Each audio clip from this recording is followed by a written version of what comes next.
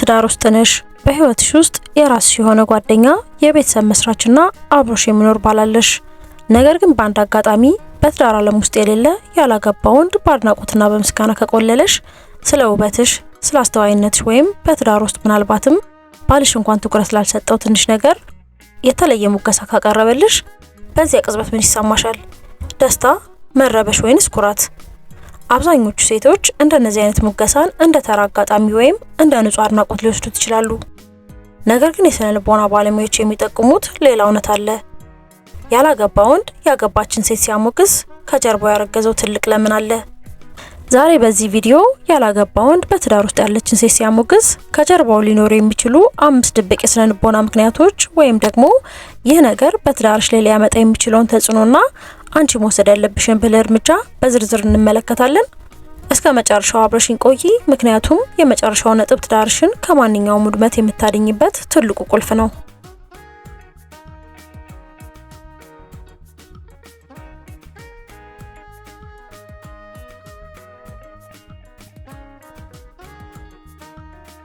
አንደኛ፣ የደህንነት ቀጠና ፍለጋ ዘሴፍ ዞን። የመጀመሪያውና ትልቁ ምክንያት የስነ ልቦና ደህንነት ቀጠና ፍለጋ ነው። ያላገባ ወንድ አንቺ ቀለበት ማሰርሽንና በትዳር ውስጥ መሆንሽን ያውቃል። ይህ ማለት ምን ማለት መሰለሽ? ለአንድ ያላገባ ወንድ ያገባችን ሴት ማሞገስ ደህንነቱ የተጠበቀ ነው። ያላገባችን ሴት ቢያሞገስ ነገሩ በቀጥታ ወደ ፍቅር ግንኙነት፣ ወደ ጋብቻ ወይም ወደ ቁርጠኝነት ወይንም ኮሚትመንት ሊያመራ እንደሚችል ያውቃል። ያ ደግሞ ኃላፊነት ይፈልጋል። ነገር ግን ያገባች ሴትን ሲያሞግስ ቀድሞውኑ የተዘጋጀች ስለሆነች ምንም አይነት የረጅም ጊዜ ኃላፊነትና ግዴታ ውስጥ ሳልገባ ስሜቴንና አድናቆቴን ብቻ መግለጽ እችላለሁ ብሎ ያስባል። በሌላ አነጋገር ያለምንም ግዴታ የአንድን ሴት ትኩረትና ቅርበት ለማግኘት የሚጠበቅበት መንገድ ሊሆን ይችላል። ስለዚህ ለምን አሞገሰኝ ስትይ መጀመሪያ ኃላፊነትን ከመሸሽ ይሆን ብለሽ አስቢ።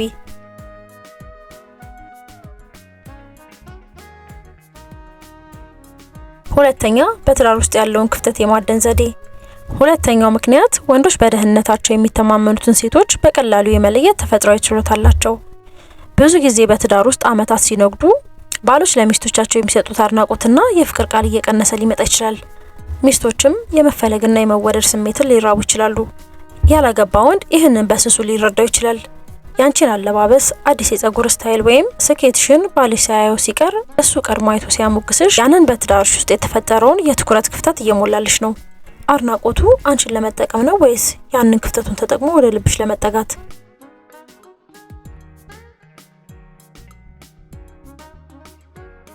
ሶስተኛ፣ የራስ ወዳድነት ብቃት ማረጋገጫ ዘኢጎ ቡስት። ሰዎች በተፈጥሯቸው አስቸጋሪ ነገሮችን ማሳካት ይወዳሉ። በትዳር ውስጥ ያለችና ለሌላ ወንድ ታማኝ የሆነች ሴትን ትኩረት መሳብ ትልቁ የወንድነት ብቃት ማረጋገጫ ወይም ኢጎ ቡስት ነው። አንቺን ባሞገሰሽ ቁጥር ፈገግ ካልሽለት ወይም ንግግሩ ስሜትሽ እንደነካው ካሳየሽው እሱ በውስጡ እኔ እኮ ያገባችና ለባሏ ታማኝ የሆነችን ሴት እንኳን ልቧን ማንቀጥቀጥ ይችላል የሚል ድብቅ ኩራት ይሰማዋል። እዚህ ጋር አድናቆቱ ስለ አንቺ ውበት ሳይሆን ስለ እሱ የግል ማንነት፣ ወንድነቱን ለራሱ ለማረጋገጥ የሚጠበቅብሽ የስነ ልቦና ጨዋታ ሊሆን ይችላል።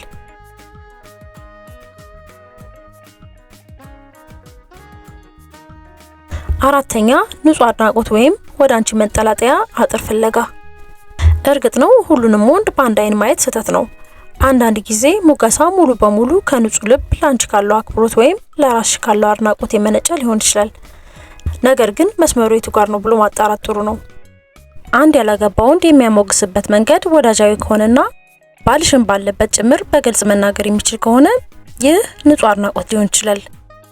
ነገር ግን ሙገሳው አንቺ ብቻሽን በምትሆኚበት ቦታ በሚስጥር በምሽት ልብን እንደ ክብሪት በሚጭሩ መልእክቶች ወይም ድምጹን ዝቅ አድርጎ የሚናገር ከሆነ ይሄ አድናቆት ሳይሆን የአጥር መውጫ ፍለጋ ነው።